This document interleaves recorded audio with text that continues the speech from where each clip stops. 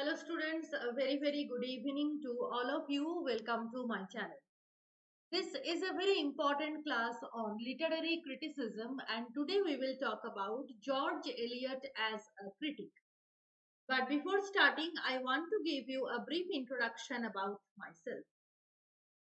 My name is Brishti Mukherjee. I have qualified NTA UGC NET exam in English literature 4 times and have also qualified West Bengal SET examination. I have 2 years of teaching experience. Moreover, I have also taught in NTTL online course from IIT Madras 3 times. So that is all about myself. Good evening, Rajkishore. Good evening, Pooja. Welcome. This is the link of my Telegram channel. The link is also given in the description box. So those of you who have not joined yet, please join to get notification of all important classes. And also please don't forget to like, share and subscribe my YouTube channel so that many more new learners can join. Good evening, Ektaba. Good evening, Papdi. Welcome. So, these are the timings of your classes Monday to Friday at 8:30 p.m. Saturday, Sunday off. So don't forget to join me live. Please subscribe the channel and press the bell icon to get notification. Okay. So today we will talk about George Eliot as a critic. And you all know that George Eliot is mainly famous as a novelist. तो उनके criticism बहुत सारे तो नहीं है, but there are two major important critical works. One is a preface to her novel Adam Beat, and another is Silly Novels by Lady Novelists.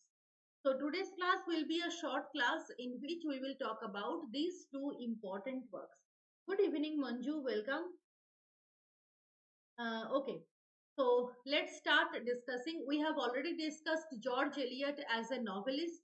वो class भी available है in the playlist of Victorian age. तो जिन्होंने भी नहीं देखा है वो जरूर देख लेना. विक्टोरियन एज या फिर मॉडर्न एज के प्लेलिस्ट में अवेलेबल है. ठीक है. So today we will talk about George Eliot as a critic. First of all, her biographical details.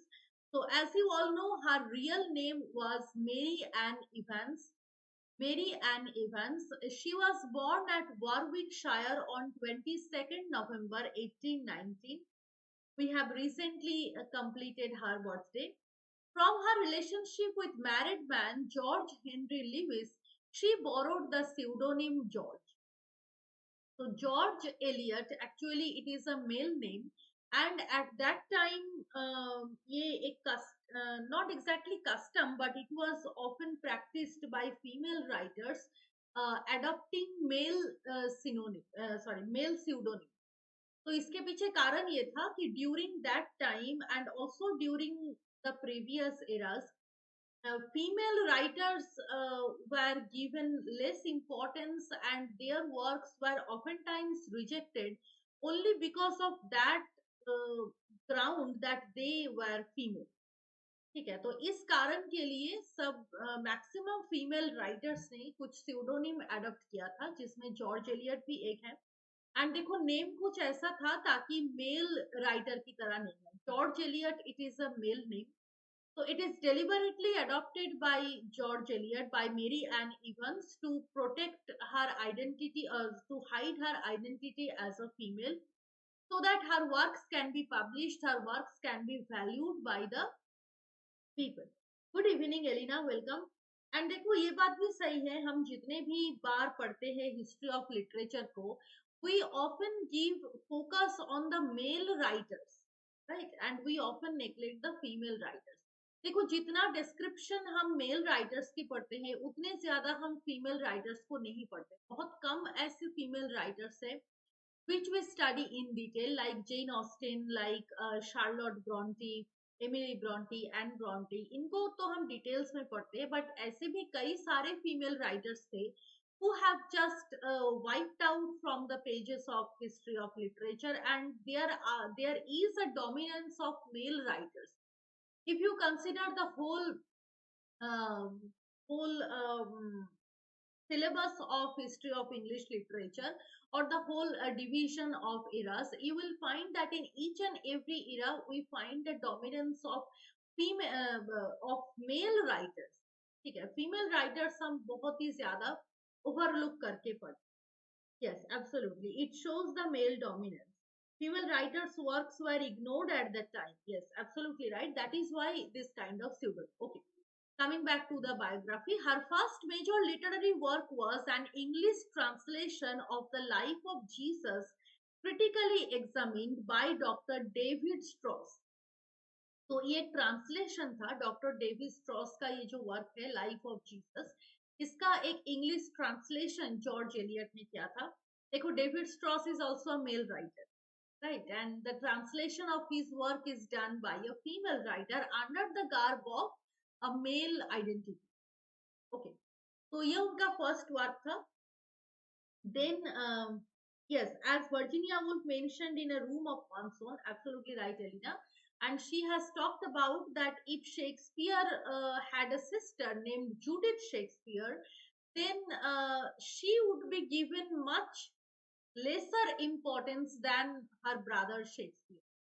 Obviously ये बात बिल्कुल भी सही है कि शेक्सपियर का ऐसे कोई सिस्टर नहीं है बट अगर उनके पास ऐसे कोई सिस्टर होता तो जितना डिस्कस हम करते हैं शेक्सपियर के बारे में उसके बहन के बारे में हम उतने डिस्कस नहीं करते it is very true and you can also find an example of that Robert Browning and Elizabeth Barrett Browning both are excellent poets but we read Robert Browning's poetry with more focus and we often neglect Elizabeth Barrett Browning only because she is a female it is very pathetic but it is the tradition of English literature ठीक है आप अपने syllabus को check करके देखो सबसे अच्छे से समझ में आएगा your graduation and master's syllabus just try to identify how many works you have read from female writers and how many works you have from male writers obviously the number of males will be higher ठीक है चलो तो हाँ हम वापस आते हैं उनके बायोग्राफी में शी अच्छा ये शी होगा she also translated Spinoza's ethics Spinoza the famous Spanish writer she studied at Bedford College, London, and she served as an assistant editor of Westminster Review from 1852 to 1854. तो हमने already discuss किया है George Elliott के biography के बारे में in my class on George Eliot as a novelist तो आज हम उनके क्रिटिसिज्म की बात कर रहे हैं क्रिटिसिज्म बहुत कम है उनका ठीक है तो बस दो ही इंपॉर्टेंट वर्क है first important work is Silly Novels by Lady Novelists published in 1856. Silly Novels by Lady Novelists. Yes, How Do I Love Thee? Let Me Count the Ways. It is a very important sonnet by Elizabeth Barrett Brown. Absolutely. So, Silly Novels by Lady Novelists published in 1856. ये उनके critical works के list में आते हैं अब इसमें वो क्या दिखा रहे हैं चलो देखते हैं so this is a very satirical work satirical at the same time critical work and here she criticizes the female novels as mind and millinery novels ये टर्म याद रखना ये शायद एक बार क्वेश्चन में भी आया था कि माइंड एंड मिलिनरी नॉवेल्स ये टर्म किसने कॉइन किया था this term was coined by George Eliot okay This term was coined by George Eliot and she criticizes the female novels written by the female writers as mind and millinery novels. Now, what does that mean? In 19th century, millinery shops sold fancy hats for women.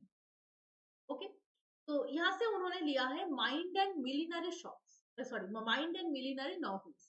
So actually, these novels present highly intelligent upper class women in overtly dramatic and romantic way. Good evening, Gorango. Welcome. Gorango, I have already posted a detailed discussion on the strategy of set exam and it is available in my community post.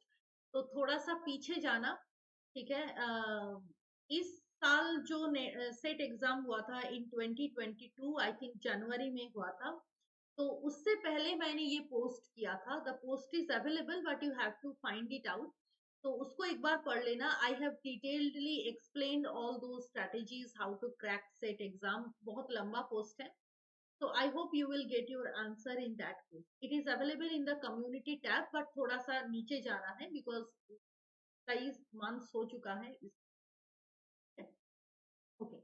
तो चलो आते हैं. These novels present highly intelligent upper class women in overtly dramatic and romantic way.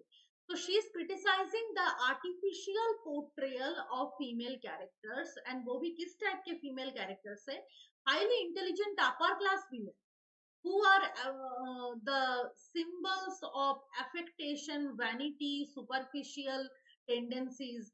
ठीक है, तो इसको और भी ज्यादा ड्रामेटिकली प्रेजेंट कर रहे हैं फीमेल नॉवेलिस्ट ने. इसको जॉर्ज एलियट ने criticise. And how is it presented? The heroine is always very attractive and beautiful. It should be. The heroine is the main point of attraction for every males. ये बात दिखाई जाते हैं. She marries wrong man at first, then realizes her mistake and gets mature. तो इस type के plot silly novels by lady novels. ठीक है. So the first type of novel is mind and millinery novels. Mind and millinery novels refers to those novels which talk about upper class ladies full of affectation and vanity, and their characters are presented in a much unrealistic way. ठीक है. जैसे देखो heroine को हमेशा beautiful होना है, ऐसा तो रियल लाइफ में नहीं होता, बट वो दिखाते हैं कुछ ऐसे कि heroines are very beautiful, very attractive, and a group of males they are moving or circling the lady like bees. ठीक है. So very very apt character is the character of Belinda, though it is in poetry, Rib of the Law. Still it is very appropriate for that description. Belinda is very attractive, and Belinda को पाने के लिए कई सारे young male figures, they are very much eager to get a glimpse of Belinda, ऐसे करके pope describe कर रहे. And she has too much affectation, vanity. She does not know the value of Bible and love letters, so she puts everything inside a single box. तो इस type के कई सारे examples हैं. एंड और क्या फीचर है इस टाइप के लेडीज में? She marries wrong man at first. First of all the marriage is wrong, then realises her mistake and gets mature. इसका एक अच्छा एग्जाम्पल है the character of Lydia. The character of Lydia in Pride and Prejudice. अगर हम इस point को देखें तो Lydia will be a very important example, because Lydia marries Wickham and it was out of her youthful infatuation. But later she realized his mistake when Wickham is behaving wrongly with her. ठीक है. तो ये बात George Eliot है. तो ये एक type का नॉवेल हो गया, mind and millinery novels. Next type of novel is oracular spaces, which talk about writers' religious, philosophical, and moral theories, but the writers have least knowledge regarding that.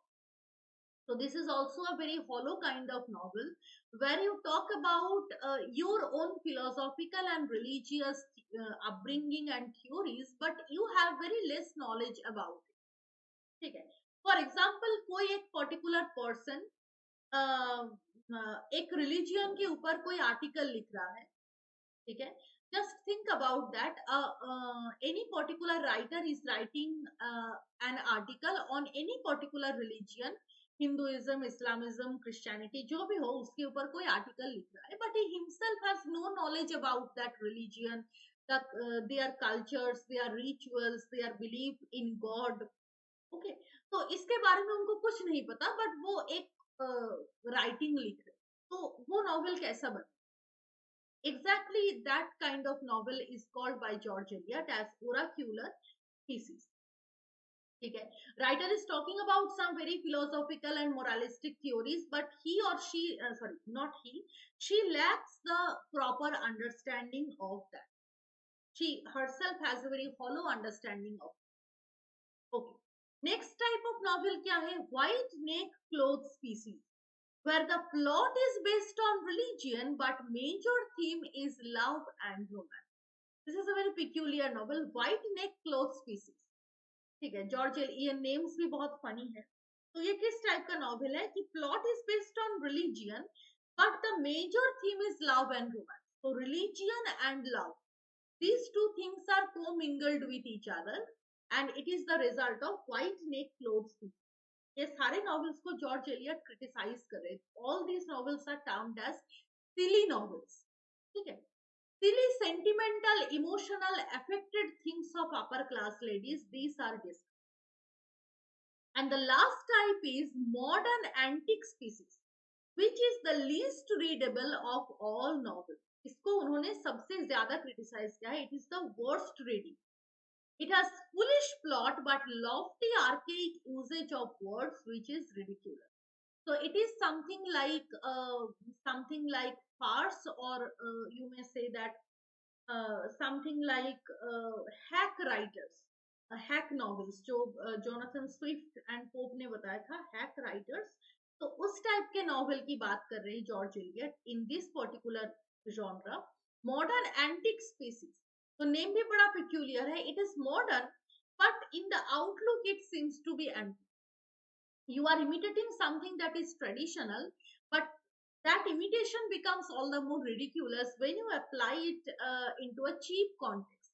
It is a very fussy novels which are based on jokes and normal things. इसमें कोई serious plot नहीं है, but आप words use करते हो बहुत Lofty तरीके से, तो ये आपका बन जाते हैं मॉडर्न एंटिक स्पीसीज. ठीक है. So yes, it is it is oxymoron.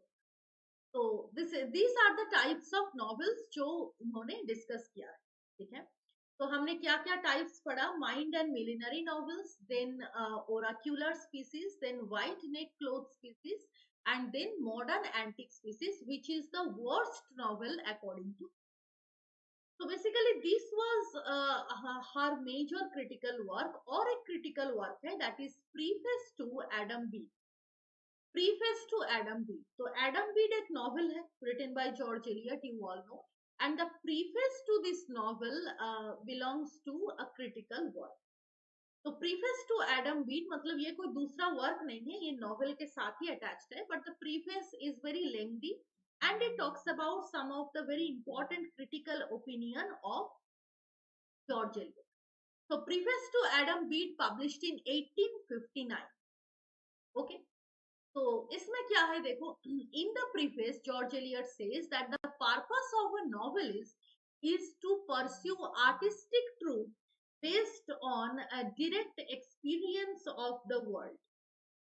Okay, the purpose of a novelist is to pursue artistic truth based on direct experience of the world. Yes, right, Papri, her first novel.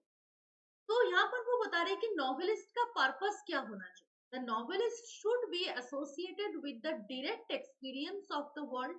मतलब उसके पास first hand experience होना जरूरी है on what ever topic ही और she is writing, and he or she must pursue the pure artistic truth.